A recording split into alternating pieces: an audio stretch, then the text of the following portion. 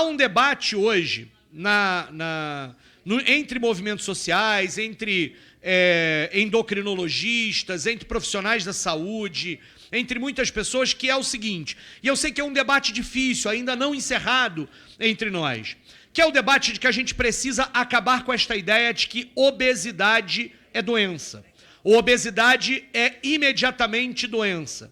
De que uma pessoa gorda é imediatamente doente, o que leva a crer que uma pessoa magra é imediatamente saudável. Isto é um problema na nossa sociedade. Nós fomos muitas vezes educados dessa forma e isso leva a procedimentos de exclusão e de gordofobia.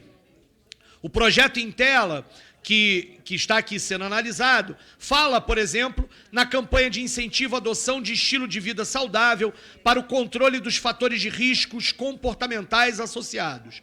E na sua justificativa diz: os fatores de risco que aumentam a chance de se ter cardiopatia isquêmica são a hipertensão, correto, diabetes, correto, colesterol aumentado, correto. Aí ele fala obesidade, sedentarismo, e depois ainda fala no tabagismo e no estresse.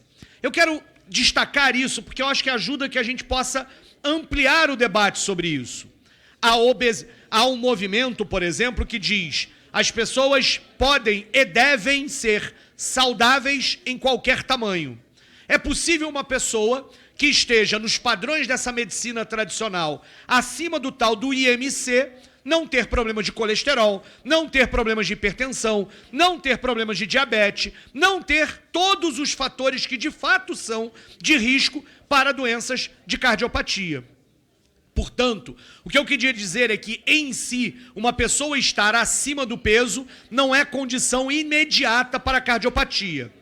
Porque, inclusive, se diz o seguinte: uma pessoa como eu, que pesava 150 quilos há alguns anos atrás, ao emagrecer 30 e, portanto, continuar acima do IMC, já constituiu um fato de uma possibilidade de ter uma vida absolutamente muito mais saudável, sem, contudo, ter estado no IMC determinado por uma lógica da medicina, né, ocidental que nós vivemos, que é tradicionalmente dizendo: o IMC tal, você é saudável, acima desse, você é doente. O que leva a uma lógica preconceituosa, gordofóbica, de que não encara as pessoas gordas como aquelas que também têm direito a uma série de questões aqui colocadas. Eu quero dizer claramente sobre isso. Muitas vezes a perda de peso proporcional é mais efetiva do que a lógica de chegar a um peso ideal que não existe, uma meta que muitas vezes está absolutamente contaminada por padrões estéticos e por padrões muitas vezes impostos até mesmo por uma lógica de uma indústria da beleza e que acabam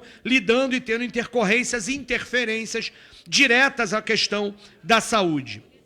O que eu estou tentando dizer aqui é que isso não invalida a necessidade de uma semana de conscientização da cardiopatia isquêmica ou da cardiopatia congênita, etc. Mas que neste elemento deve ser introduzidos propostas de conscientização para que sim, uma pessoa magra ou uma pessoa gorda esteja atenta com o seu colesterol, esteja atenta com a sua hipertensão. E não apenas a ideia de que você deve medir o IMC e aí acha, porque você está com o IMC correto, que você não terá problema de colesterol, ou não terá problema de hipertensão, ou não terá problema de diabetes. É óbvio que o que eu estou tentando dizer aqui não é o desconhecimento da existência de doenças ou de elementos que estejam associados a um maior risco de cardiopatia, mas que condicionar esses elementos ao simples peso, ao IMC, está hoje cada vez mais em discussão como algo que traz consequências equivocadas para a própria política pública e para a própria lógica da sociedade em que vivemos. Vivemos em sociedades em que as pessoas, pelos mais diferentes causas, cada vez mais têm pesos diferentes, diferenciados, corpos diferenciados, e precisamos entender e lidar com esses corpos do jeito que eles estão. Esse é o debate da necessidade, inclusive, de equipamentos, de cadeiras, de macas, de assentos nos ônibus ou nos cinemas, que possam, inclusive, estar adaptados a essas pessoas gordas. E, ao mesmo tempo, o debate de saúde pública, que não pode considerar a perspectiva de que, muitas vezes, por um padrão de peso ou de estética, a pessoa magra acabe sendo tida como saudável por ser magra. Notem, por exemplo, que a perspectiva, inclusive, de que não existe uma palavra equivalente. A obesidade é aquela que dá uma marcação de doença a uma pessoa gorda. Mas não há uma marcação de doença para uma pessoa magra, mesmo que ela esteja com colesterol alto, com diabetes, com outros fatores que podem agravar a sua situação de saúde.